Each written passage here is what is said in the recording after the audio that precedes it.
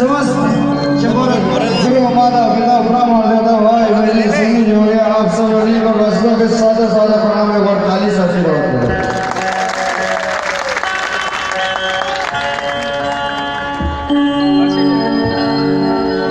ये चोला ये नर्तन के प्राप्ति 4,84,000 जोड़ी घटक के नर्तन के प्राप्ति होते वही गुरु माता पिता ब्राह्मण देवता कृपा से